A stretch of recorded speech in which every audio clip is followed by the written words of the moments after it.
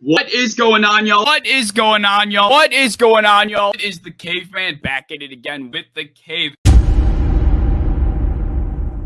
Do you want the easy, the medium, or the hard? I told myself coming on, I'm taking all the hards. You what? Just give me the hard part. 30. God, I forgot about the wager. I would have played this game completely different. It's not the Ravens. Who is it? Who is it? It is actually the Eagles. Oh, Jalen Hurts! Yeah, Shirley had 105. Yep. I'll wager a 30 point. It's going to be hard for you to blow this. Respective draft classes, who was selected higher, Aaron Rodgers or Frank Ammirante? Rodgers.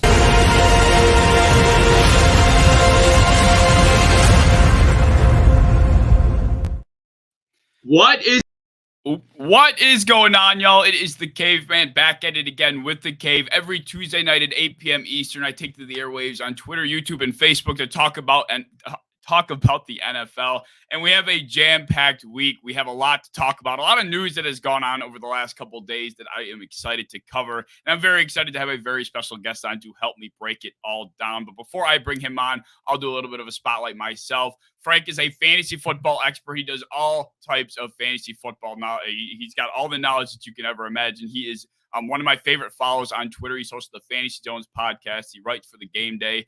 He's a part of the Fantasy Sports Writers Association. He does everything and anything fantasy football related. So if you ever need any kind of advice, any kind of rankings, be sure you're looking at his Twitter, which will be down in the description below, and all of the rest of his social media links. That will all be down in the description as well. But without further ado, I'm going to bring Frank on right now. Frank, how you doing, man? What's up? Thanks for having me on the show. Love your intro. Thanks for that friendly introduction for me, and it's a pleasure to be here to talk some football. Of course, man. Like I said before the show, I'm very excited to have you on and pick your brain because you are a very smart guy when it comes to football and, of course, fantasy football in general. I've been, I told you prior as well. I've been following you. I think I found you prior to the season beginning, and you were huge on Saquon Barkley. I know you were one of the biggest Saquon Barkley backers. You believed he was going to bounce back, be one of the top running backs this season, and you could not have been more correct. And we were kind of chatting beforehand. People love to come at the bad takes, but I mean, Saquon Barkley bouncing back, that's got to be one of the biggest hits you could have had this season. I mean, for a guy that nobody kind of expected to bounce back as much, you hit the nail right on the head with that one.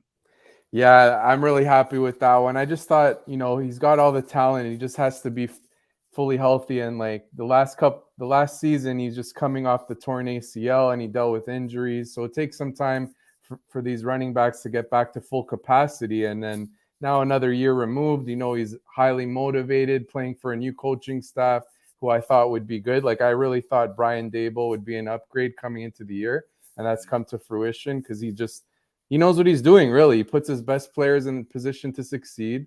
And, you look at that wide receiver room, it's limited. So I figured they got to really lean on Saquon, and that's been the case. And he's got his explosion back, as we've seen. Absolutely. I mean, I remember prior to the season beginning, he said something along the lines of, I'm going to show everyone, or, he had one of those kind of cliche but motivational quotes, kind of, letting everybody know that he's back, like he's ready to go, and he's going to show everybody that he's going to be back to that kind of rookie year form, and he's definitely done that. But, let's get right into the show because we have a ton to really break down. We're going to get into the recent cave paintings, pretty much just a recent news segment. I just kind of keep it with the cave type of theme. But before I do that, Kim, thank you for hopping in, dropping your comments. Of course, if you guys are dropping a like, subscribing, doing anything you can, it's more than appreciated. And of course, leave a comment if you are in the chat. If you have a question, be sure to drop it down there. We will be sure to answer it. So starting with the first recent event banner that has gone on recently. This was, I think it was last Thursday when it occurred, but Christian McCaffrey, out of nowhere, after the Thursday night game, I think it was like midnight, he gets traded out of nowhere to the San Francisco 49ers. What were your initial thoughts when, CMC got traded? My initial thought was like, damn, Christian McCaffrey in a Kyle Shanahan offense is pretty exciting to think about. I know some people in fantasy were like, oh, but he's not going to get the same amount of touches because there's so many skilled players there, Debo, Ayuk, Kittle. But the fact is he's going to be in much more positions to score touchdowns. Once they get rolling and he has a full workload, that could be a really elite offense, even with Jimmy G under center, because he just has to, find his playmakers who could really excel after the catch. So I'm super excited, starting probably this week where he gets more, he'll get more usage than he did, considering it was like 2 days later he had to play. Yeah, I mean, I was shocked he got as much run as he did in this past game against the 49ers. He saw a lot more touches than I even expected going into this game. But they said they were going to dress him, and they brought him in some big moments, and they probably could have used him because they got their asses handed to them, and they probably would have liked to have him on the field more often and had him up to speed. But as the year progresses, obviously he's going to get more involved. Do you think that you kind of touched on the fact that some people think that he's going to lose opportunity from a fantasy perspective, not being Carolina? Of course, he's never going to see that kind of volume anywhere else other than with Carolina, just due to the fact that the quarterback play is horrendous. Their wide receiver room, it's not the worst, but nevertheless, he's obviously the best player there. Do you think that really hurts his value in terms of where he's probably looked at as a top 3 running back in terms of fantasy at the moment? I think any loss in touches will be outweighed by the improved efficiency and more opportunities for touchdowns. Like, I mean, you go look at every week, that Carolina offense is a mess. They're projected to score like 14 to 17 points every week. That's their implied total. So you feel more comfortable now that you have McCaffrey on an offense that will consistently be projected, like 24, maybe 26 some weeks. Points, that is. So there's more opportunities for touchdowns, and given that he's with a great coaching staff that puts their players in position to succeed, I'm not concerned about any loss in volume. I still think once he gets rolling with his new team, he's a top 3 back rest of season. Yeah, I mean, I like to hear that because I got my fair share of Christian McCaffrey across the way. But I can't lie, I did look at the trade and I'm thinking, like a majority of people do, maybe this isn't necessarily as great of a thing as you may expect, but I think you're correct on the point that he's going to see a lot more holes. I mean, the opportunity is going to be there. He was getting carries in the red zone just, 2 days after the fact, getting traded to the 49ers. So, like you mentioned, the opportunity is going to be there to the point where he's not going to need that kind of volume. But anyway, let's move on to the second recent event that went on. This happened, I think it was just yesterday. And a lot has happened since yesterday. So Matt Ryan gets benched for the remainder of 2022. This impacts, a lot of different aspects, not Jonathan Taylor or Michael Pittman. It impacts the AFC South landscape because now they're not bringing in a guy like Nick Foles, who I originally would have thought, if Matt Ryan gets benched, Nick Foles is probably the next man up. That's why you bring him in. But instead it's Sam Ehlinger. Where do you think this takes the Colts? And do you think sitting Matt Ryan right now for the remainder of the season, was the right move? I was surprised to see it because, they went out, and when you go and trade for a veteran quarterback like that, you're intending to compete all year. Maybe he's more banged up than what they let on, because I read a report about his shoulder or something, like his arm is shot. He doesn't have the arm strength. Mm-hmm. But yeah, I was surprised. In terms of like from a real football perspective, for me, it takes them out of contention to win the division. I still, like, coming into the year, I thought the Jags could be a surprise team. They've really let me down in this 4-game losing streak. But I feel like now it's between the Titans and Jags, because the Colts, I can't trust such an inexperienced quarterback, former 6th-round pick in Sam Ehlinger. It's hard to, hopefully he does well. Good for him. But if I'm projecting, it's hard to really feel confident in the Colts going forward. I think in terms of fantasy, what we'll see is that, Matt Ryan was attempting over 40 passes per game. You're not going to see that with Sam Ehlinger in his first few starts, even the whole season, just because, he's not a established veteran in this league. They're going to likely be really run heavy. So more touches to Jonathan Taylor. And it's concerning for the fantasy values of, Michael Pittman, Alec Pierce, and Paris Campbell, especially, just because they're not going to drop back 40 plus times per game. Yeah, absolutely. And, this offensive line, a lot of people are quick to point at, Matt Ryan, what people are saying is, wow, Carson Wentz wasn't the problem. Turns out, Matt Ryan is bad too. Or, maybe the Colts internally are just a big mess. And I think, a lot of those points are true. But at the end of the day, the biggest difference between the Colts this year is the offensive line. I mean, they weren't fantastic pass blocking last season, but they were a top 6 or top 5 team in terms of run blocking. And now this season, I think they're bottom 3, bottom 5 in the respect that carried their team. That was the motor. I mean, Jonathan Taylor, he's had nowhere to run this season. And now with Sam Ehlinger back there, teams are not going to be confident in the Colts to allow him to air the ball out. They're going to be, really stacking the box on Jonathan Taylor. And he's going to just, I feel like, in my opinion, have that much harder of an opportunity to try and gain yards, even than before. So I think this, just hurts Jonathan Taylor that much more if we're looking at it from a fantasy perspective. But, if he comes out and balls out, that might be the saving grace for the Indianapolis Colts, Sam Ehlinger, that is. I think somebody has to get fired after this, whether it's Frank Reich, because I feel like this is kind of a desperation attempt by Frank to kind of, turn things around. It's been how many years now, just this, being let down, these expectations that are so high for this team, and they're falling short, and they're just 7 weeks into the season, and things are a complete dumpster fire since they lost to the Jags. So this is probably, in my opinion, a desperation reach. But who knows? If he comes out and Sam Ehlinger looks like, something to be the real deal, then perhaps some jobs are going to be saved.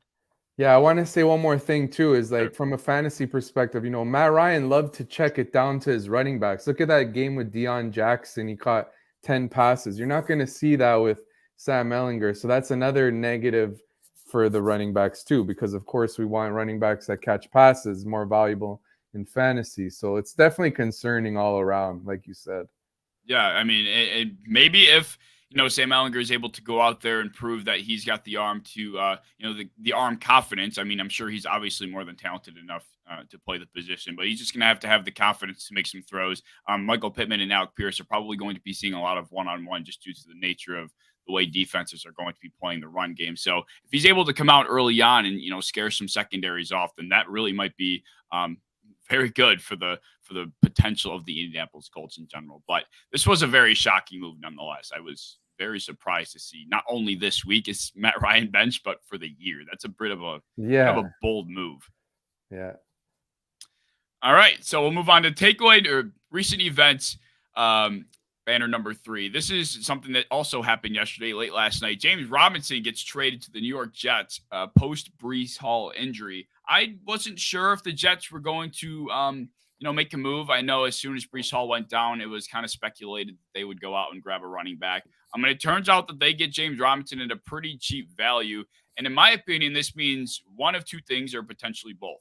One being that the New York Jets think they have a possible playoff path, right in front of them. They're going to be trading for a guy, or they traded for a guy that is playing on a contract year, from a team that was absolutely looking to probably turn things around in terms of player that they weren't giving touches to. And they think at 5-2, they have a potential, playoff run in front of them. So they go and get a guy like that in James Robinson. And I also think it means Zach Wilson is not really somebody they think can, pick the offense up and put it on his back. This is an offense that is going to be predicated on the ground game. They don't believe in Zach Wilson, I guess is the way I took this trade, because, if you believed in your quarterback, then I think Michael Carter is sufficient enough, to play the running back position for the Jets, to the point where Zach Wilson can just do the rest. But since they've made the ground game their identity, Zach Wilson hasn't had to do as much as, maybe some of the other top quarterbacks have had to. James Robinson, I think, is going to be seeing a pretty heavy workload.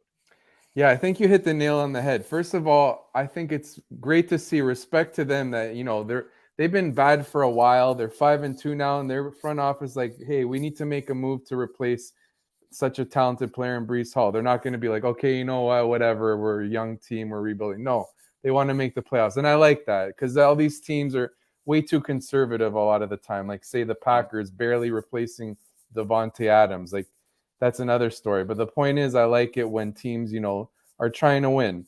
And I think it was bang on what you said about Zach Wilson. They don't trust him because they're not letting him air it out. They're really putting sort of like the training wheels on him, so to speak. They're just running the ball like crazy, even though they have such talented young receivers like Garrett Wilson and the newly disgruntled Elijah Moore, and then Corey Davis, a competent veteran.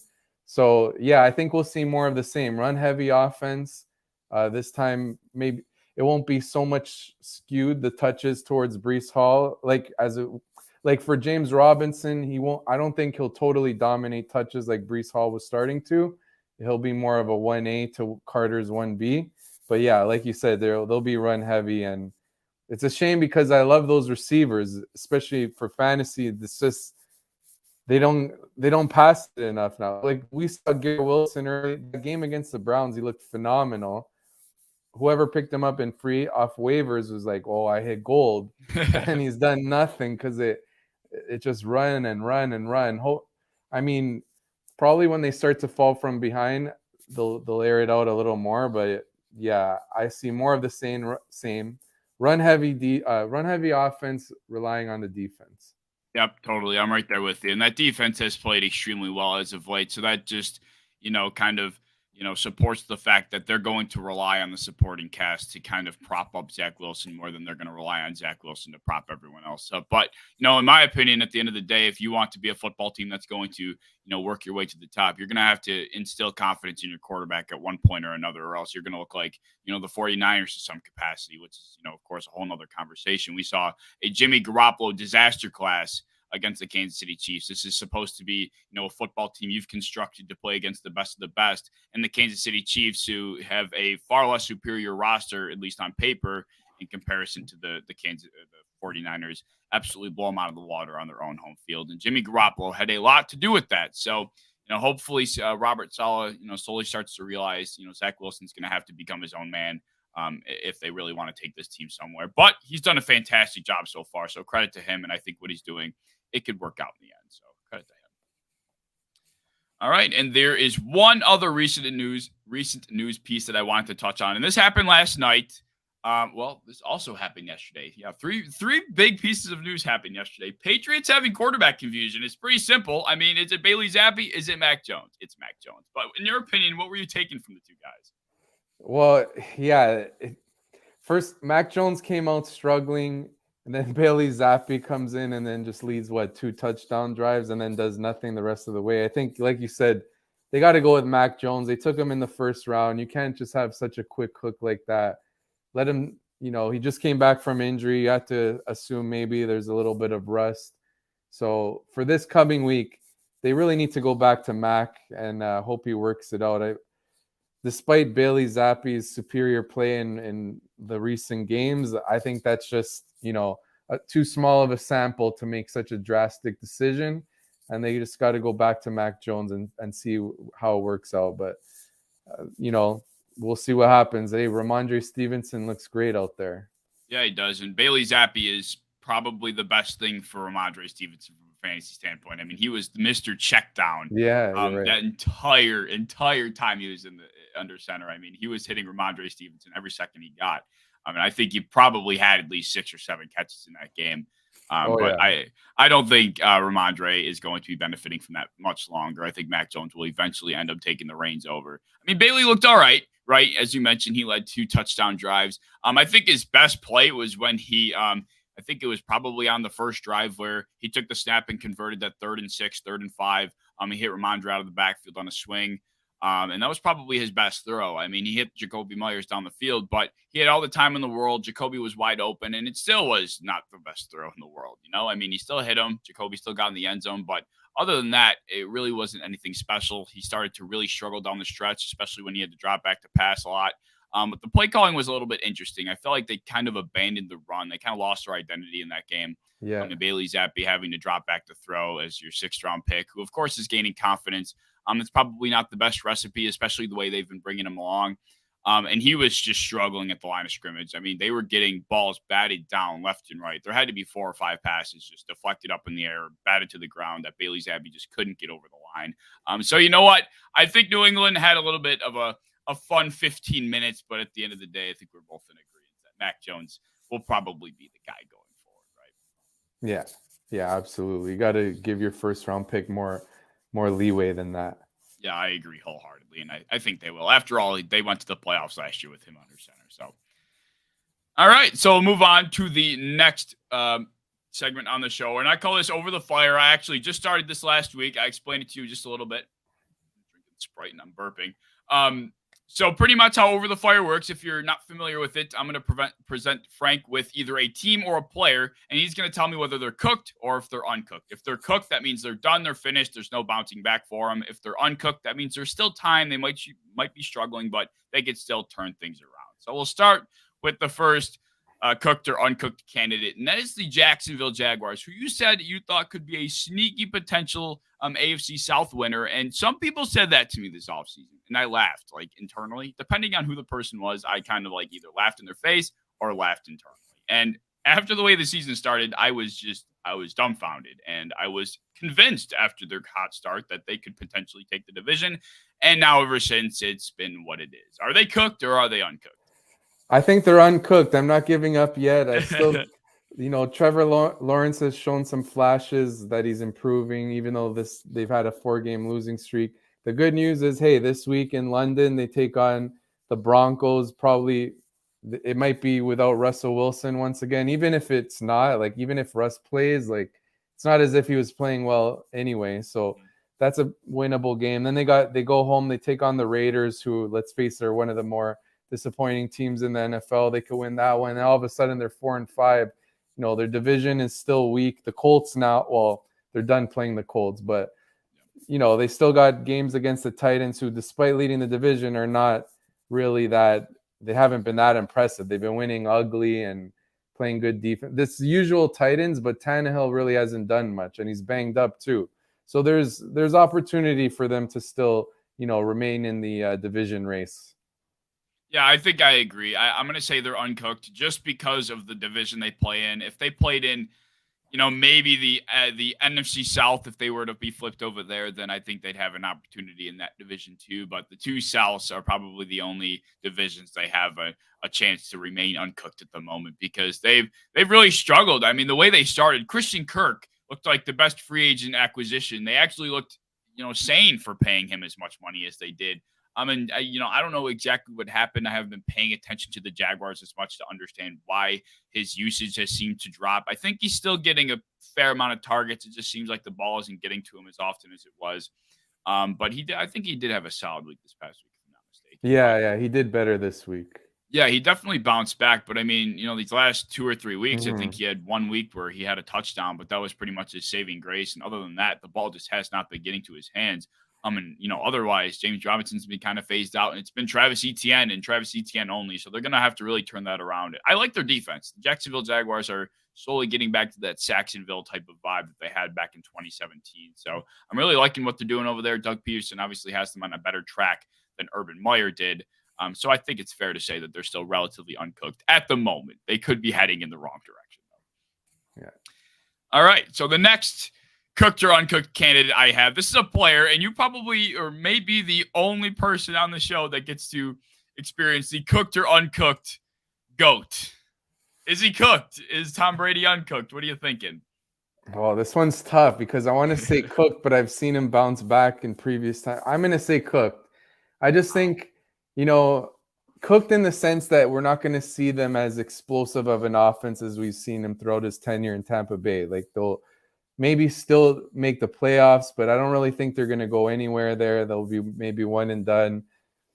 It just feels like it's not their year. It feels like Brady should not have come back from retirement. He should have just walked away after this year.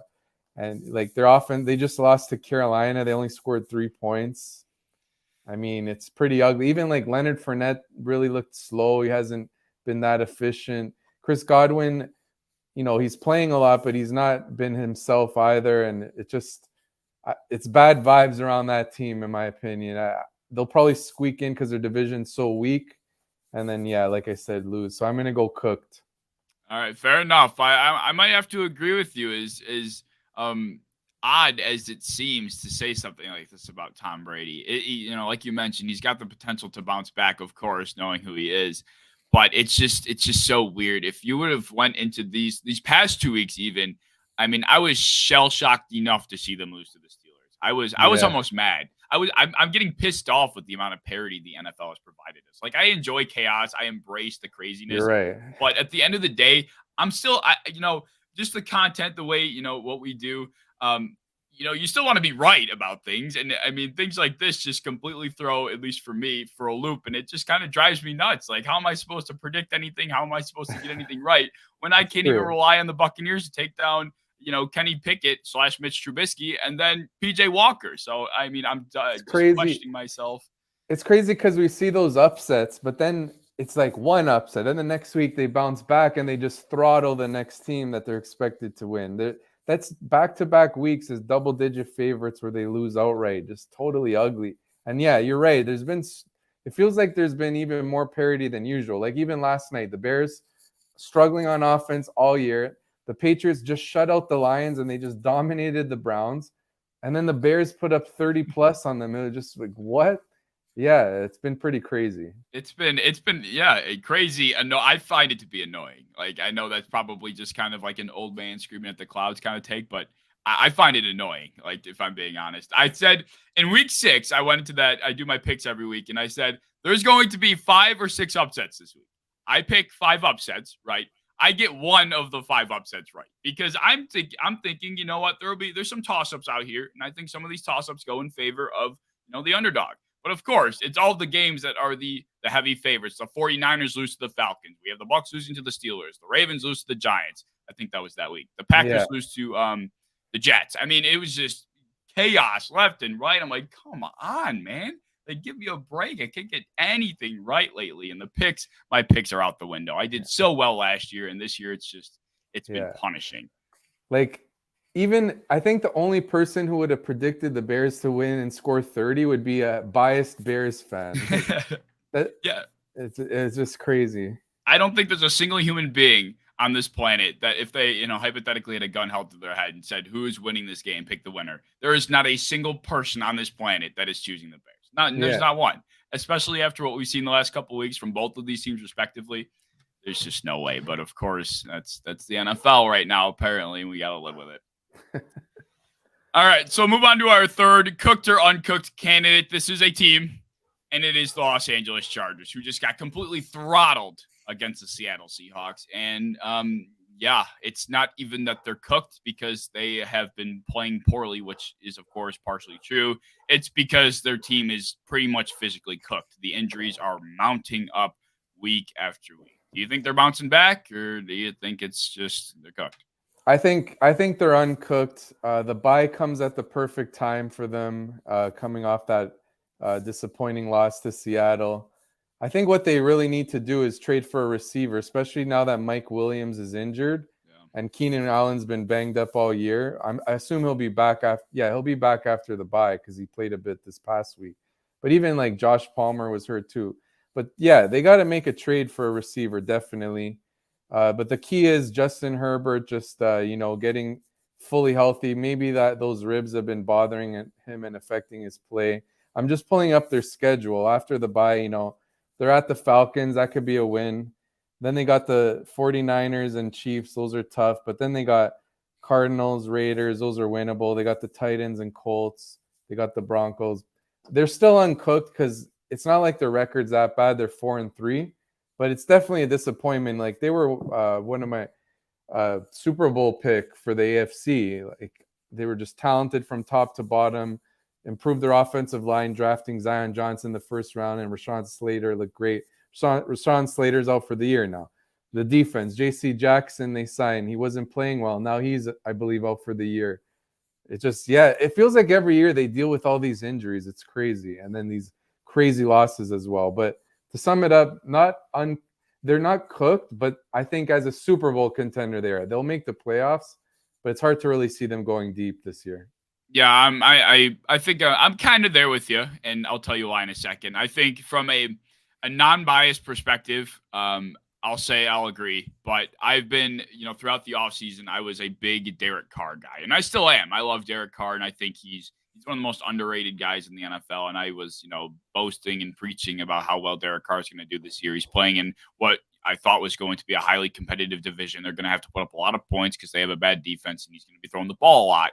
And I thought he was going to have a breakout year. He's been fine. Like Derek Carr's been good, but of course, nothing compared to what I thought he would be originally.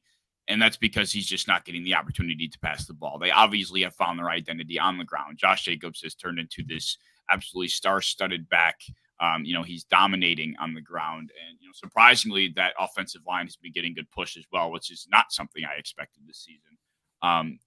They found their identity, which is completely fine. And on that note, just tying it all back together, I think the Raiders, who, have one of the easier schedules down the stretch as well, I think they could potentially have a chance to, rip off a win streak. And who knows, if the Chargers really can't put things together, they don't trade for a receiver, and they have Michael Bandy or whoever it is running routes at their wide receiver 2 spot. They might be in some big trouble depending on when Joey Bosa comes back as well. So, I wouldn't be shocked, just from, like I said, a somewhat biased standpoint, if the Raiders made a run, ripped off a win streak, they suddenly finish in second of the AFC West, and maybe they take the playoff spot. but that's a slight hot take, maybe depending, at 2-4. But yeah, Chargers. I'm gonna say they're uncooked, but I wouldn't be shocked if they did get bumped out. Yeah, I could see that. Those are fair points about the Raiders, especially with the schedule. Yeah. Yeah, and Josh McDaniels, hey, that guy drives me nuts, man. I can't believe they. I don't want to get into it. I feel like Derek Carr should have like league leading numbers right now with the way that I thought they were going to be passing the ball. But of course, things just don't make sense. Wayne makes a comment and says, I can't believe Washington beat Green Bay. I can't believe anything has happened the way it's happened, Wayne. It's crazy. I mean, Taylor Heineke, I think, was like 1 for 7 and a pick to start the game. And the dude turns into, I don't even know, prime Taylor Heineke. He turns into Washington versus Tampa Bay Taylor Heineke. And all of a sudden, Aaron Rodgers, once again, can't move the ball down the field. Oh, my God. Oops. And Wayne, I agree. Yeah, that was nuts, too. And I'm a Washington fan. Oh, are you? I was wondering what team you were a fan of, but that's funny. Are you actively rooting for them to suck, or are you actively rooting for them? I'm more of the fan that not sort of actively rooting them to suck, but not be like Atlanta where they run every play to try to win. I want to see their, the young receivers get looks and stuff. So I'm not necessarily hoping they lose every game, but I want them to be competitive, but not in a way where they just run the ball every single play. Yeah, no, I understand that. We can talk about the Falcons because being a fantasy football guy, I'd imagine you have some strong feelings about what's going on over there. But anyway, that'll wrap up Cooked or Uncooked. We're going to get into our next segment here. This is the weekly climate change. Pretty much week by week, I look at the NFL schedule, what went down, of course, the insanity that has been the NFL so far. And I have my top 11 power rankings that I want to share with you. Roy says watching this past weekend was like watching the USFL. That's what it felt like. I mean, we have Hall of Fame quarterbacks playing like just absolute backups at best, and backups playing like Hall of Fame quarterbacks. But anyway, let's talk about my weekly power rankings. So far, this is what I got, and it's a crapshoot for me every week because it's hard. I mean, how do you make power rankings every week? It's impossible. But this is what I got, and I wanted to get your thoughts on it. Bills at number 1. Jets sneak into my top 11 for the first time. 49ers, they move up a spot. They were at 10 last week. But just because of, the addition of CMC and despite getting beat down, I felt like they were still worthy of being in here. The Bengals take a big jump after what they did. Joe Burrow's big breakout. Anything here you think is absurd? Anything you disagree with, agree with at the top? Let's go through each one. Bills, number 1, absolutely. Eagles and Chiefs, you could argue to flip Eagles with Kansas City, but they're neck and neck, so that's good too. Cowboys get Dak back. Their defense looks phenomenal. I'm cool with that. Maybe I'd flip the Bengals over the Vikings just because I've been really impressed with how their offense has taken off, and they've finally gone pass heavy like they should have from the beginning. And Minnesota's winning, but it's like they're winning these close games. They haven't been as impressive as Cincinnati in my opinion, but maybe it's not a huge thing. Giants, they just find ways to win, man. Brian Dable's doing a hell of a job coaching there. It's hard to if I'm looking at them, let's say they play the 49ers on a neutral field, I would pick San Fran, but I understand why you got to put the Giants there. I mean, they're 6-1, so it's hard to put them behind the team that's 3-4. So I get that. I think the only one, Jets at 11. I mean, who else would I put if I took them off? I was thinking Seattle, maybe. Is that even worthy? I don't know. I mean, I think maybe I would put Seattle just because the Jets lost Breece Hall. Zach Wilson, he's been managing the game, but he's been pretty poor. Let's be honest. He hasn't. When they have to play from behind, which will happen because they played the Broncos with Brett Ripien. I know they beat the Packers, but that offense is a mess. But once they play a really good offense and Zach Wilson has to throw, they're going to be in trouble. Whereas at least Geno Smith has played really well. So that puts Seattle for me over the Jets. But other than that, it looks good.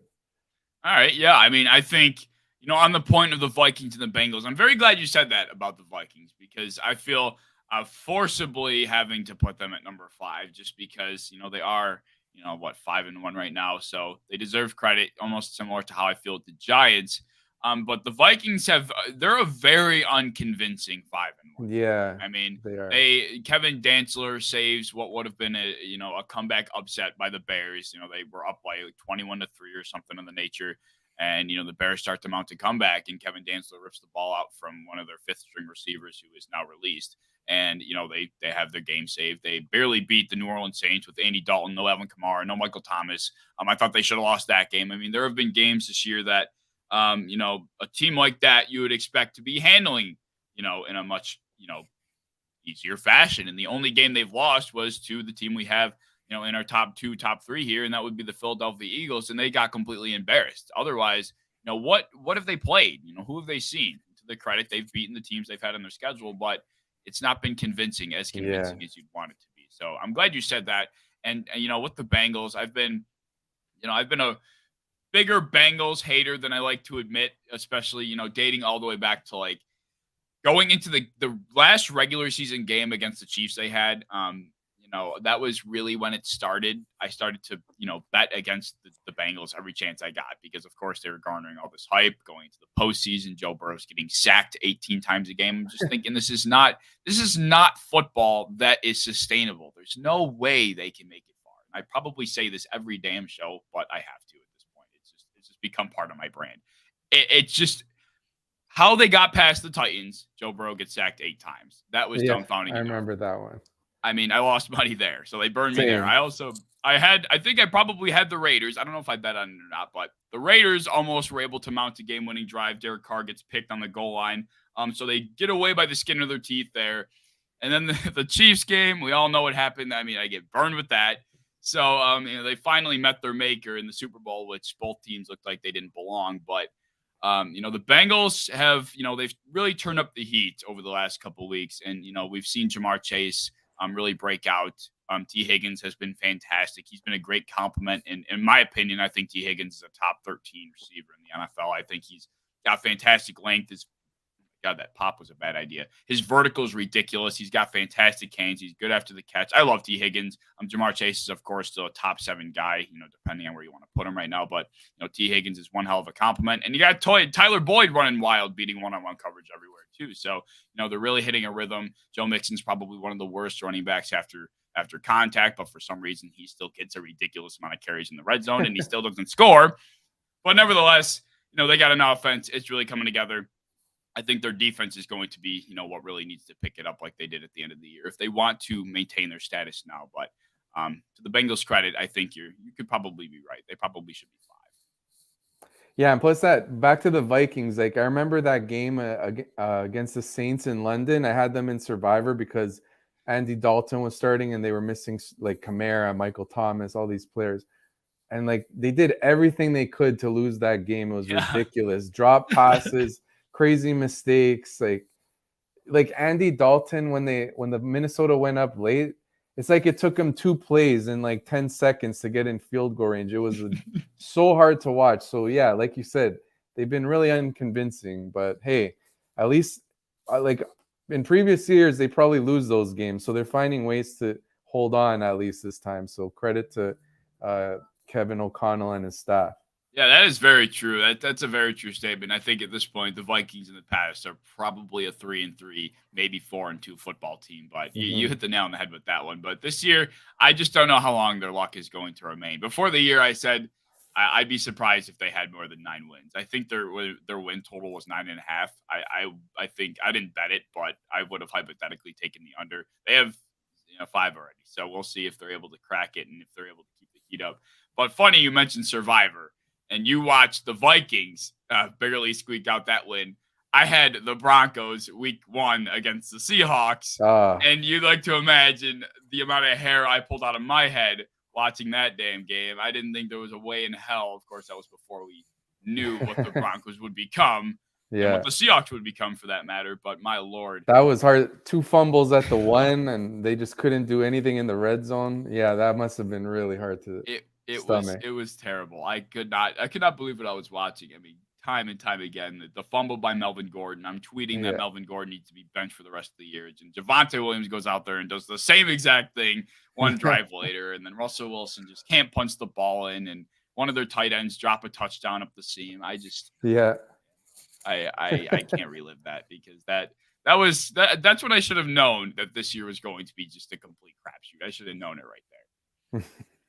All right, so move on. We got the Q&A segment, and I have 3 questions for you. This is the time where Pokemon did drop a question. I didn't even see this. Pokemon, thank you for hopping in, man. What did you miss? You missed a lot of good conversation. I can't lie. We've been killing it tonight. We've been covering all sorts of ground, bouncing all over the place. So instead of trying to get you up to speed, because that would take a long time, we'll just start right where we are right now. And with my first Q&A question, like I said, if you guys have any questions, please drop them in the comments. My first question is, oh my gosh, this pop.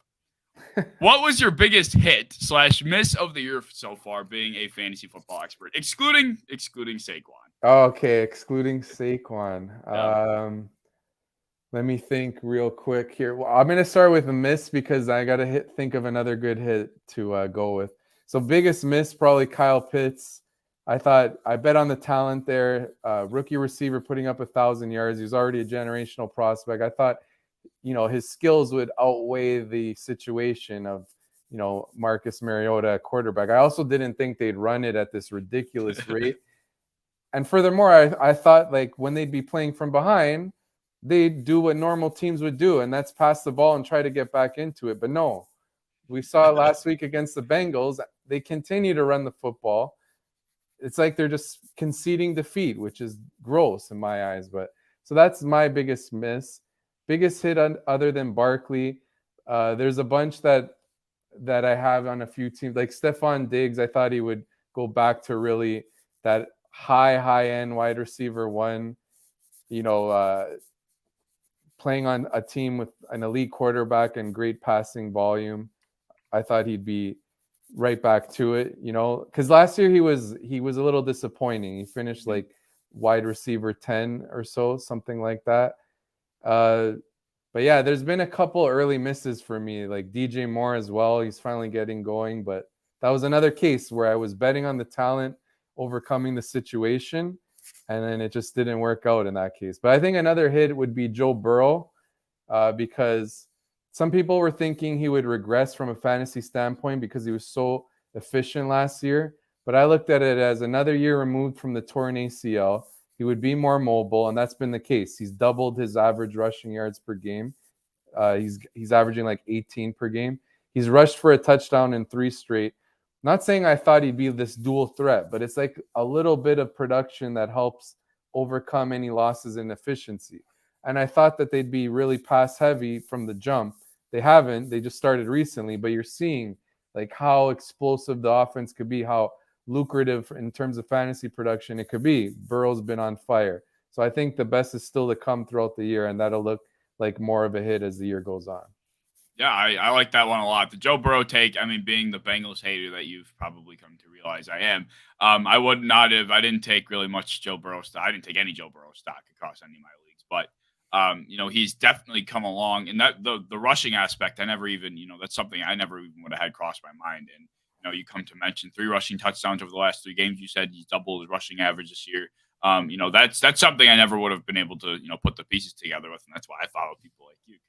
Thank you. You're able to tell me these kinds of things. So just a quick thing. Sorry to jump in, but like I'd be talking on Twitter. They'd be like, Joe Burrow adds nothing on the ground. We want quarterbacks who can run a little bit. Yeah. I look at his rookie year. He averaged like almost 15 rushing yards per game. Then it drops to 7 in year 2, which makes sense. He's coming off the torn ACL, and their offensive line was really questionable. Now coming into this year, fully healthy, better offensive line. Coaching staff probably trusts to let him drop back more, considering those improvements. So I was just excited to see it, and I love what I'm seeing the last couple games. Yeah, absolutely. And, having Joe Burrow, I think did he explode? Do you know how many points he had roughly 2 weeks ago? I know he just exploded. He did good again. He did good 2 weeks ago. I think like 28 or something. Yeah, he was one of the higher scoring quarterbacks. And then this week he just went off.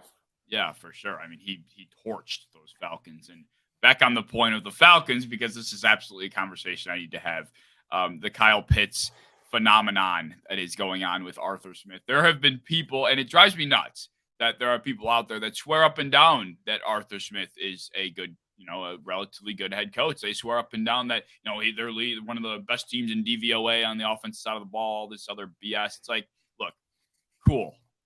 This is one of those instances where I've never been a huge numbers guy, but as, the landscape of football has, it's slowly turning into, analytics are becoming dominant. So I've had to conform to the normalities of the numbers. So I've come to accept that these numbers are important. DVOA, very important, of course, probably the most important stat that we have in football at the moment. But, at the end of the day, you have 2 first-round talent pass catchers. You need to find a way to get the ball in their hands. And the fact that Arthur Smith stubbornly still had Marcus Mariota throw 13 passes. He didn't even complete 13 passes in a loss that they, was 17, 18 points.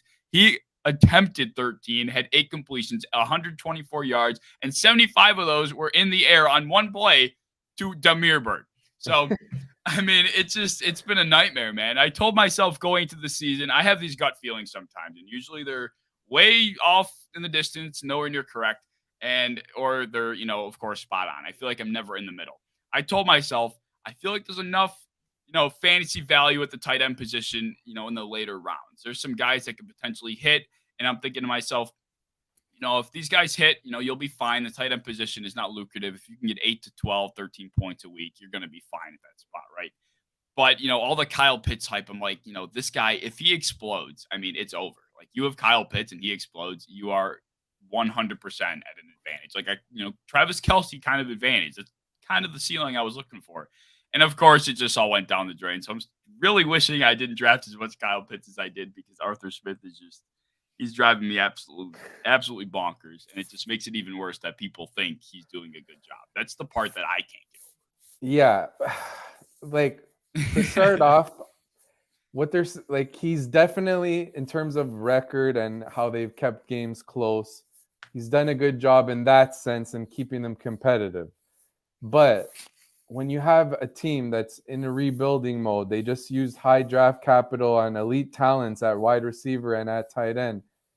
It's like you're not playing in a style that works with the types of players you have. You're wasting that young talent. Like, it's year 2 Pitts and year 1 London. They're doing nothing because you're running so much. If you have a team like, let's say the Ravens, when Lamar Jackson just started out, what was their like, Marquise Brown was a rookie and they didn't have Mark Andrews was not established. Okay, they're running more and all that, but Marquise Brown and Mark Andrews weren't these top 10 draft picks. Marquise Brown was like a late first rounder. The point is, they weren't as highly touted as London and Pitts. Wouldn't you want as a fan of the Falcons, they're a rebuilding team, wouldn't you want them to try to get their young players going and play that way, rather than just this ugly, archaic style of offense where you're just running constantly, you're throwing it to, like you said, Damiere Byrd, and it's just so gross. And then to make it worse, they're down literally the entire game and they don't try to pat. What, I don't see any logic in that. That's where I draw the line. Like, earlier like previous weeks when they came close against the Rams, they came close against the Bucs. Okay, I could kind of see that angle of Arthur Smith coaching well, but then he just basically gave up against the Bengals. I mean, that was last week was the Arthur Smith truthers nightmare. I mean, that was like, you expect a guy like Arthur Smith, if you're sitting here talking about, how, good of a job he's doing, you would like to think in a situation like that, he'd be able to conform to the game script. He'd be able to get creative in terms of getting the ball in the hands of his playmakers. I mean, we're seeing, and I don't want to hear, and I know some people are saying, oh, Marcus Mariota is not good enough. He's got Marcus Mariota at quarterback. Obviously, Marcus Mariota is not good.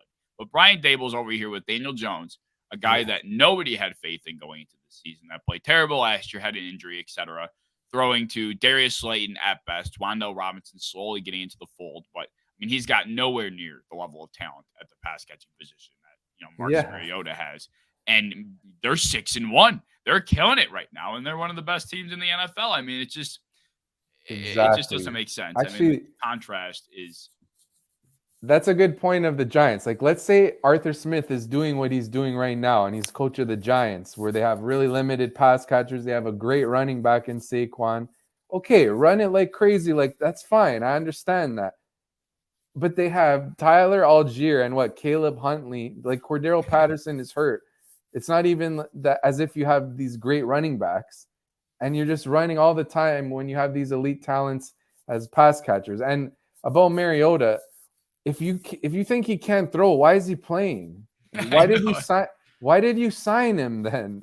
Why didn't you get a different veteran quarterback to, be a placeholder for in your quote tank kind of year? Because like, as good as they play, where are they going to go? They're going nowhere. Even if they squeaked out because there's an extra playoff spot now, and they somehow made it, what are they going to do? They're going to go to they're going to go play in, I don't know, Minnesota, let's say, and they'll lose by double digits. So what? And then what? And then you go to the draft and you can't get your quarterback, and it's just a cycle. So what's the point? So for some short-term cheers, oh, we won. We ran 35 times and we won 20-17. I don't know. No, I know. I'm right there with you. I'm just happy that I could have this conversation with somebody that feels my pain just as much, because it's been a long year with having Kyle Pitts. I mean, I look and it's so, I don't want to kill this horse anymore, but it's like every game he'll have a catch on the first drive for like 12 to 25 yards, and then that's it. That's it. Like, that'll be his first catch of the game, and you're like, okay, Kyle Pitts already has a catch. He's going to start off great. And it's been this continuous cycle where that's the catch, and that's probably it up until about halfway through the third quarter, maybe early in the fourth, and then that's it. And then Kyle Pitts is just gone. He just disappears. And I think even if you look at earlier when they were passing a little bit more, and you compared Kyle Pitts' route participation, like how many times he's running routes on dropbacks, it's lower than last year. Like, why? Just why is that happening? Why is he blocking more? That's just absurd. You would think with a quarterback like Mariota, who's a lot more athletic than Matt Ryan, behind an offensive line that's seemingly better than it was last year, you would think that's where you'd want to set up deep shots more often to guys like London or a guy like Pitts. That's where you'd think you'd want to get the ball in the playmaker's hands, not behind the offensive line. Of course, the running backs are doing a relatively decent enough job, but last year, I mean, you have Matt Ryan, who's of course a statue, as we've seen over the last two seasons. And this guy was dropping back to pass with Arthur Smith at the head coaching spot, just as much as any other team in the NFL. But this year they bring in a more athletic guy, Marcus Mariota, who of course probably isn't as good of a passer, but still, it just doesn't make any sense. None of it makes sense. I gotta get off the crazy before I lose it any more than I already have. Oh, brutal. But my second Q&A question is, this is interesting because it's been a stubborn point for those fellas over in Green Bay. Do you think they trade for a receiver on the deadline? Like, if I was a GM, I would have done way more when you lost Devontae Adams. Like, I would have tried to maybe move up to the first round to draft a receiver, or at least like draft George Pickens and throw character concerns out the window because you need just that immediate impact player. They didn't do that. They bring in Sammy Watkins and they draft Christian Watson, who, I mean, everyone knew Watson was probably more of a raw type of prospect. He just has the tools. You need the guy that you have. Aaron Rodgers. You need immediate impact. They didn't do it. Now they're struggling out the gate. They go to Buffalo this week.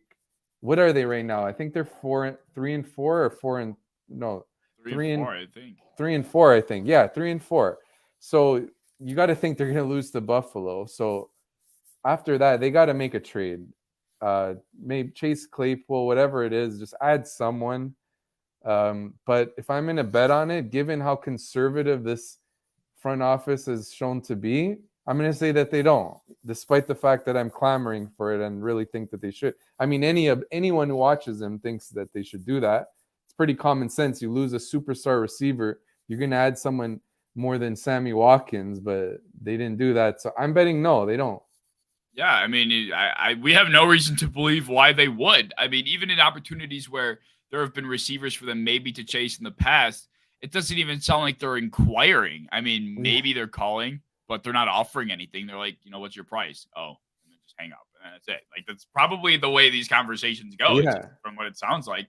And, now after losing back-to-back just back to back to back. They lost to the Giants, the Jets, and the Commanders.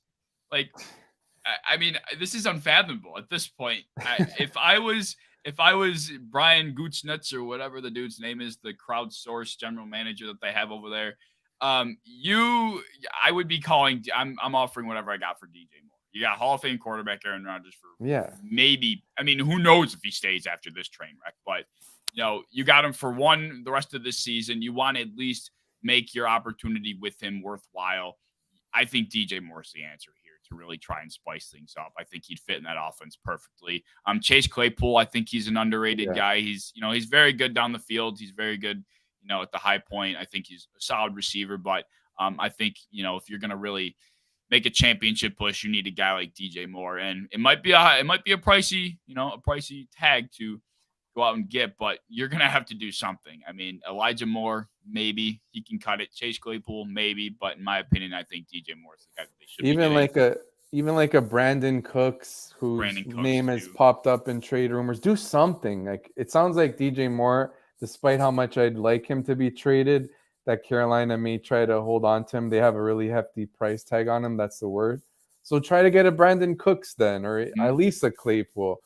Because I didn't even mention they lose MVS as well, Valdez Scantling. Not that he's that great, but he's got speed and he could take the top off an opposing defense. And now they don't really have that same type of deep threat, which hurts their offense even more. Just really ugly over there as well. It's similar to Tampa Bay that maybe Rodgers should have retired too after Adams was traded. Yeah, I mean, to your point, I mean, the Packers, they lose Devonta Adams and they really do nothing to recuperate.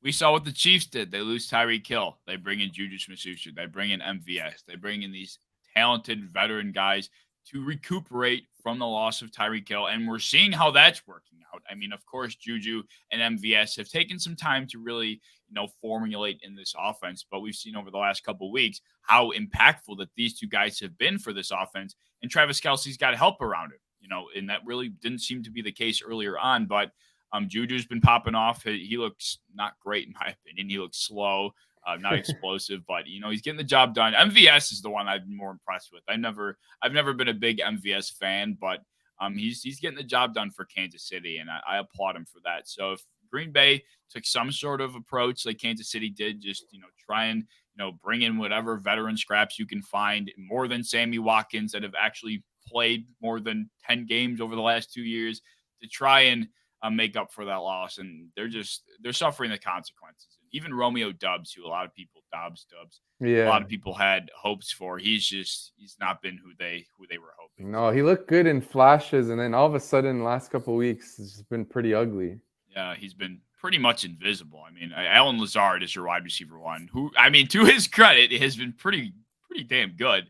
They're going to need some help there. But Wayne makes a point. Green Bay needs more than a receiver. They need a new coaching staff, and Aaron Rodgers doesn't care anymore. He took every dime from Green Bay, so why does he care? I wouldn't be shocked if Aaron Rodgers didn't care. I think he might care for his own legacy at this point more than anything. But on the coaching staff point, I think Matt LaFleur is the one that deserves to have the microscope on him. Not that he should be fired. I think that's a bit of a stretch at this point in time, but not a single unit of the Packers have been playing well. The special teams had 2 weeks ago against the Jets, had a punt blocked, return for a touchdown that would ultimately seal it for them pretty much.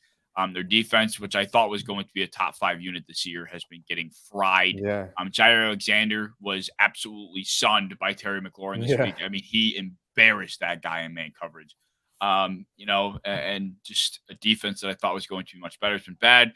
And the offense, probably didn't suspect it to be as bad as it is, but we thought they were going to have support from their defense. And it's just been a collectively avalanching, terrible effort. And, Matt LaFleur, I think, rightfully should have a microscope really zooming in on him, because he needs to make a change quick if things are going to turn the way around. Yeah, absolutely. And speaking of McLaurin, like after they traded Devontae Adams and McLaurin had that contract dispute, and it was looking like there was some issues between the two parties, why not try and trade for him? He's a deep threat. He's a good route runner.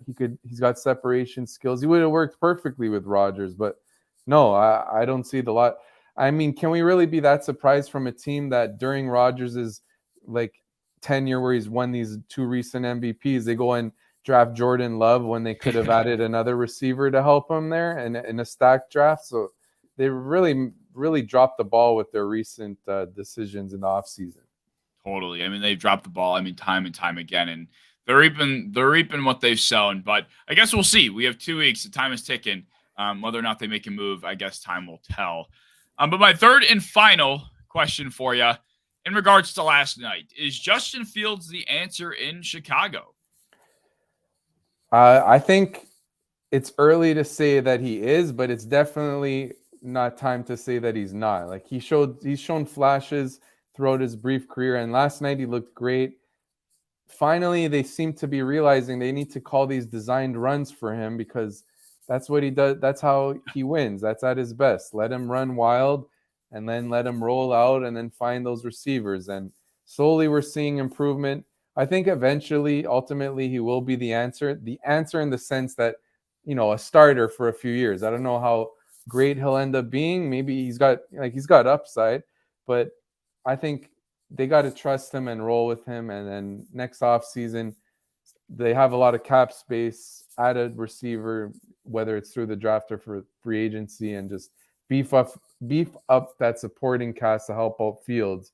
At least, you got Mooney, who's a good receiver, and Komet's all right as well. So, but you got to add to that. And to sum it up, I'm going to say yes if I give an answer to it. Yeah, I think so too. I mean, yesterday he looked like one of the most frustrating quarterbacks to play against. I mean, Matt Judon had 3.5 sacks in the first half, but it still looked like Justin Fields was having his way, and he was for the most part. Even through the air. I mean, we've seen him struggle in the past with pushing the ball downfield with his arm. He's very quick to pull the ball down. But I was impressed with the play calling by the Chicago Bears. I was very impressed with the way they were able to utilize the running backs. David Montgomery and Khalil Herbert is quickly becoming one of the best 1-2 punches in the NFL. I thought they already were going to the season, but Khalil Herbert's continued involvement has been it's been impressive. I mean, that screen pass that Justin Fields hit Khalil Herbert on, which I think was probably the biggest touchdown of the game for the Bears, was it was one hell of a play from Fields. He feels the pressure coming from both sides. He changes the arm angle and fits the ball right into Khalil Herbert's hands, who's got a walk-in touchdown. So that offense, it could be good. That's one more piece away, decent play calling and, developmental Fields. They could be turned into at least from an offensive perspective, a Jalen Hurts type of vibe there. Their defense, Absolutely. of course, is going to have to pick things up because they're, not going to be playing the combination of Bailey Zappi and Mac Jones every week. But, nevertheless, I do think Justin Fields is well on his way. And I was very happy to see him perform above expectations last night. All right. So that will bring us into our second to last segment. This is the underdog of the week. Real quick, we'll cover this one. And then we'll get into the quiz game. The underdog of the week. Who do you have for your underdog? Right? For this week, we're going to keep the theme of talking smack about those Atlanta Falcons and Arthur Smith, and I'm going to go with Carolina to upset them. They're 4.5-point underdogs, so you could get them at around plus 175 on FanDuel. Carolina's defense has shown flashes, like last week holding the Bucs to 3 points. They got DJ Moore involved last week. Deontay Foreman looked pretty good in replacing McCaffrey.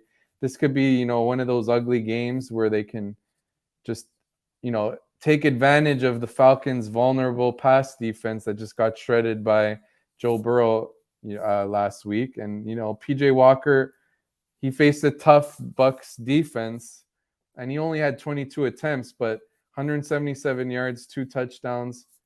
Not bad. I think they could beat Atlanta, who are worse than their record in my eyes at 3-4. These are two similar teams, basically, the way I view it. And Carolina has a better defense. Atlanta, I guess, has the better quarterback slightly, Mariota, and they have better weapons, but they're not using them. So what does it matter? I'm taking Carolina as a division rival underdog here. Yeah, I like it. I mean, the Atlanta Falcons have done nothing in my mind to move the needle. I mean, I like an idiot because I was trying to stick with the parity that has been going on in the NFL. Chose them over the Bengals, and of course, I got completely fried to do that. But irregardless, what makes us think the Panthers can't pull this one off? They take down the Tampa Bay Buccaneers, who haven't looked great. but they get DJ Moore involved. Deonta Foreman, for whatever reason, is the best step in when first running back is hurt, backup running back ever. This guy is unbelievable for whatever reason. And Chuba Hubbard even looked pretty decent last week too. So, if they're able to keep that 1-2 punch going, I don't know if AJ Terrell's playing this week. I know he's dealing with what I believe is a hamstring, but that could be a big loss. I mean, who's going to be covering DJ Moore if they're going to push the ball downfield? So, I'm liking this pick a lot because the Atlanta Falcons just got completely exposed, decimated, humiliated, embarrassed by the Cincinnati Bengals last week. So maybe Arthur Smith will give a nice, decent taste of throw the ball medicine after this week. Yeah, maybe he got enough pressure. I hope so. Like, they're like, Arthur, what are you doing, buddy? Like, you didn't pass the ball when we're down double digits. You got to pass it. I hope so, but we'll see. I hope so, too, for the sake of our sanity. But my underdog of the week, we'll cover it real quick. I'm taking the Giants again. I mean, I look at the slate, and they're underdogs again. I mean, I get the Seahawks have been playing well. This is like one of the only games this week between two teams with a winning record, which is baffling considering the teams we're talking about here. But, what is it going to take for the Giants to get some respect? They were underdogs last week against the Jaguars. Granted, both of these games, including the Seattle one, is on the road for the Giants. But still, I mean, Brian Dable has got this team bought into whatever drug that he has brought to that locker room. So, they're all together. Saquon Barkley, as long as that shoulder stays in one piece, I have no reason to believe that they can't take down the Seahawks too. I think Geno's looked good. He's cooled off over the last 2 weeks, but they'll probably be without DK Metcalf. I've not been impressed with the Seattle Seahawks defense aside from Tariq Woolen. There's just not too much to make me think that they can take down a 6-1 football team right now. So I'm going to take the Giants. I mean, I can't believe they're underdogs here. Yeah, I like that one. The Giants are just playing fundamentally sound football, making the plays they need to squeak out these wins. And Barkley's been phenomenal. And now they got Wan'Dale Robinson back, who looks impressive in his limited action. That gives them another weapon. So, and Daniel Jones seems to be getting better as the year goes along. So I like it. Yeah, absolutely. Daniel Jones, I love that guy. He's always played with a ton of heart and determination. Like every play, although it might be stupid, he'll try and make something happen. And, it's finally paying off for him. And I'm very happy to see him, things working out for him. But nevertheless, we'll move on to our final segment of the show. This is the Caveman's Quiz Game. This is the most anticipated segment that I have on the show. It's pretty straightforward. I'll explain the rules in just a second, but it is a quiz game. And long story short, these are the rules. So there's going to be 5 NFL quiz questions you're presented with. You'll be able to choose between easy, medium, and a hard question. There will be the offseason events, the stats, the history, the draft, and awards question. If you take the easy, it's 10 points. The medium is 20. The hard is 30. There's a true-false follow-up question if you get that answer correct. So let's say you take the medium question, you get it right. There's a true-false follow-up worth 10 points, so you can get 30 points on one question. If it's a medium, hypothetically, you get 1 mulligan per game. If you get a question wrong, you can use the mulligan, or you can save it till the end and just kind of pick another question. But the thing with the mulligan is if you take, like, let's say during the quiz, you take the medium draft question. Then for the mulligan, if you go back to the draft, I only have the easy and the hard one. There won't be like another medium draft, if that makes sense. Okay, sounds good. And there's one final wager question, which is pretty much, it works like Final Jeopardy. So if you want to wager, let's say you have 80 points at that time, you want to wager 40. So 80 minus 40 will bring you down to 40, but you have the chance to win 80, double it. So, all right, let's do it. We'll get right into it. The first is going to be the offseason events question. Do you want the easy, the medium, or the hard? Let's start with easy and work our way up. All right, he's going to take the easy question. We're going to hit him with an easy one. Where did quarterback Mitch Trubisky sign this offseason? Pittsburgh Steelers. Pittsburgh Steelers is correct. That would be 10 points on the board. I think you probably could have tested your knowledge a little bit more there, but I didn't. I had to see. I had to scope it out first. No, I respect that because some people. I don't know if you saw in the intro video. Actually, I had someone on named Dan. He came on and took every hard question. He said, "I'm taking every hard one." I'm like, "Are you nuts?" And he did it. So props to him, but I respect the strategy you have here going too. So the true-false follow-up question is, Mitch Trubisky wore number 10 for the Buffalo Bills. True or false? Ooh, I think I'm going to go false. It was true. He did wear number 10. Damn it. I thought for some reason he had a different number. Okay. No worries. I only got right. 10 then. Yeah, only 10 points on the first question, but there's still plenty more game to go. By the way, I didn't even This is what you're competing against. This is what the leaderboard is looking like. I forgot to show you. So Steve Judge, his nickname is Judge. He came on. He had 105 points at the end of the game. He wagered it all and ended up with 210, which is how he ended up with his lead. And, all of my other awesome guests that I've had on, this is what the leaderboard is looking like. So depending on how you want to play it, if you want to chase that spot. All right. That's good to know because now I'm going to be aiming higher. Yeah, I probably should have. It's okay. All right. So the second question, this is the stats question. Do you want the easy, the medium, or the hard? Let's go medium. All right. He's going to go with the medium. Who's the most sacked quarterback last season? I'm going to go Joe Burrow. It was Joe Burrow. No need to overthink it. Joe Burrow got decimated into the ground on his way to the Super Bowl, but he was able to get the job done. So that will be an easy 20 points for you right off the rip. The second true-false follow-up for that is going to be this. Joe Burrow is the most sacked this year. False. You are right. He's not the most sacked. He's the second most sacked, but he's not the most. Justin Fields leads the NFL in sacks this year. He's got 27. Joe Burrow has 24. So he's right there. Which is crazy considering Fields passes way less. So yeah, honestly, God, yeah, I didn't even think about that. That is insane. And if Joe Burrow didn't play against the Falcons this past week, he'd probably be in contention for that spot a little bit more than he is. But there you go. That's 40 points in total now on the board after 2 questions. It's a pretty solid start. So question number 3 is the history question. Do you want the easy, the medium, or the hard? I feel like if I go hard, it might be pretty damn hard. So I'm going to go medium. History is going to be a little harder, I think. Yeah, I suck. If I did my own trivia game, I think I would do terrible. Just putting it out there if that makes you feel better. History question is, which team holds the record for most consecutive winning seasons in a row? That's tough. I'm gonna go with let's say that I'm gonna say Cowboys. You are right. It is the Dallas Cowboys. Nice. I think my true false follow-up kind of, I'm not gonna expand on that, but you are right. 20 more points on the board, so now you are up to 70 points. The true false follow-up is going to be this. It spanned across 2 centuries. I'm gonna say false. You are correct. It went from hold on, I got it written down here. 1966 to 1985 was their 20 consecutive. Nice. Because I knew early 2000s, I feel like they weren't that good, if I remember correctly. Yeah, I think that was like the Quincy Carter days, but yeah. Yeah, definitely. So that's another 30 points. So that's 60 plus 10. Hold on. 30, 67. Wait, I struggle to do math. It's a very large problem. I need to get like a whiteboard back here. I keep telling myself that I'm going to turn around every time somebody gets a question right and write it down. But you had 10 points on the first one, 30 on the second, 30 on the third. So that is 70 points right there. I got it wrong the first time again. But anyway, question number 4. This is the draft question. Do you want the easy, the medium, or the hard?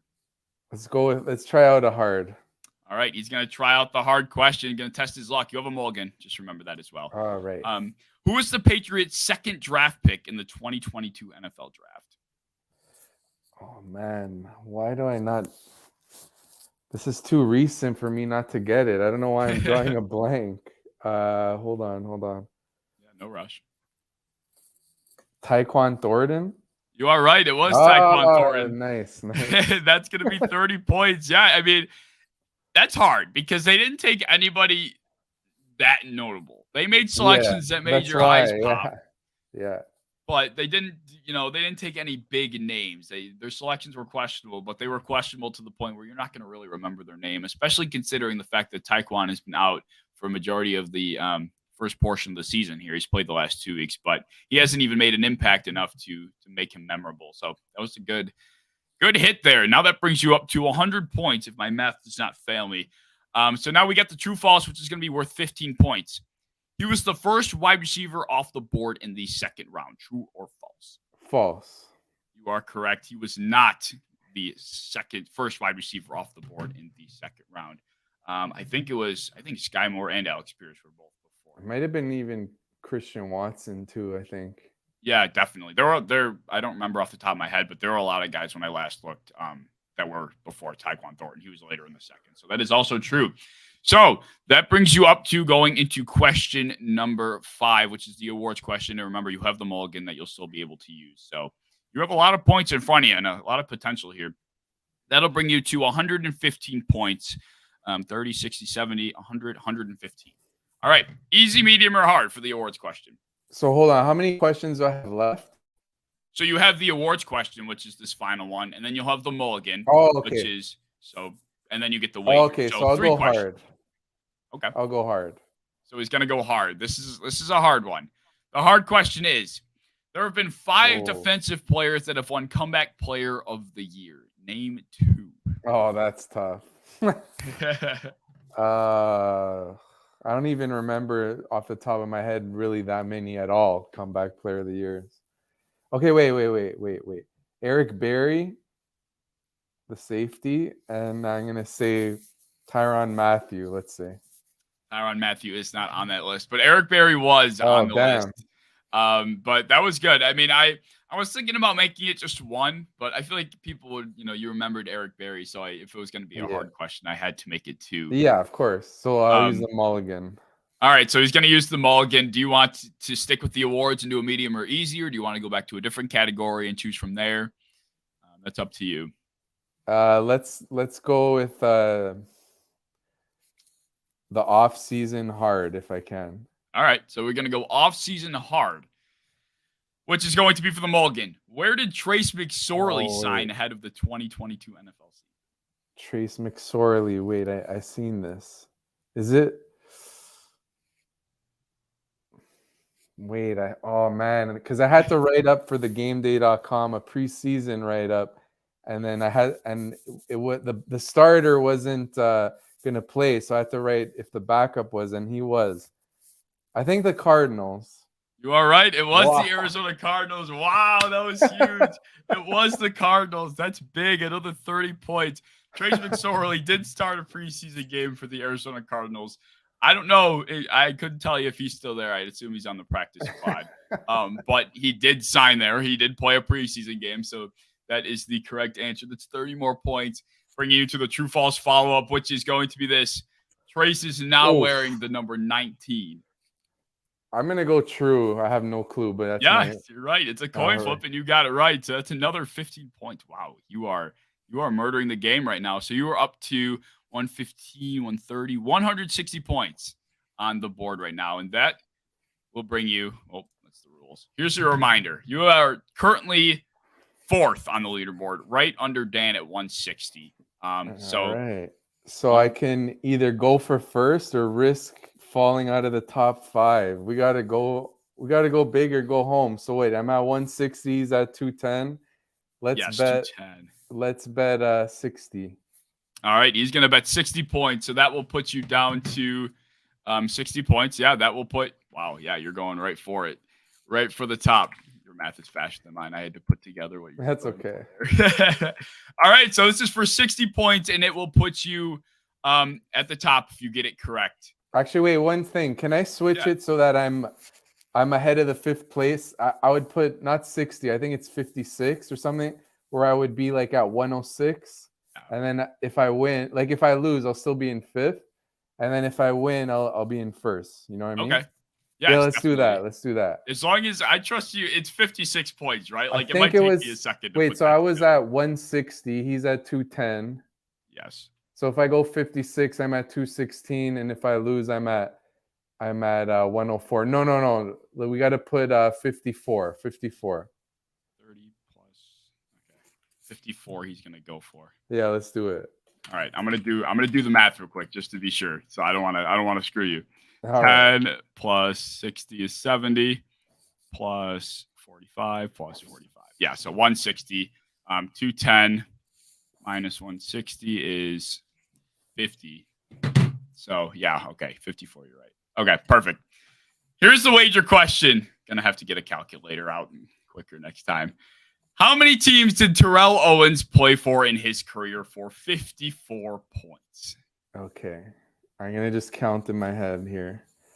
So he played for the Niners. He played for the Eagles. Played for the Cowboys. He played for the Bills. Played for the Bengals very slightly, like for a very little amount.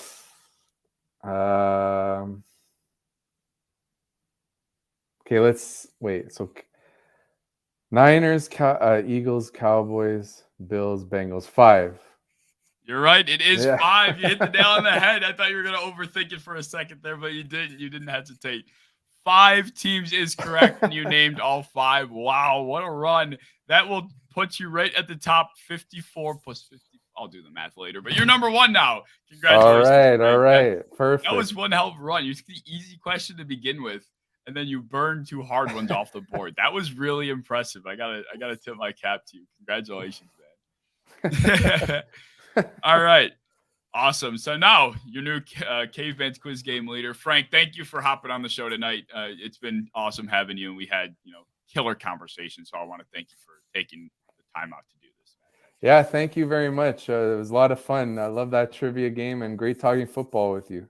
Yeah, thank you, man. Like I said, I appreciate you hopping on.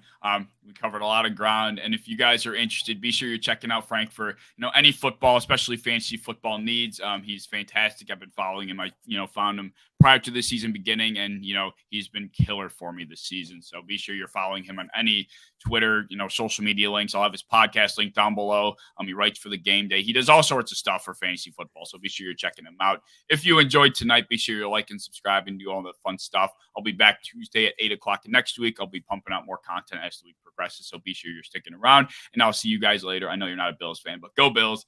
All right. Take care.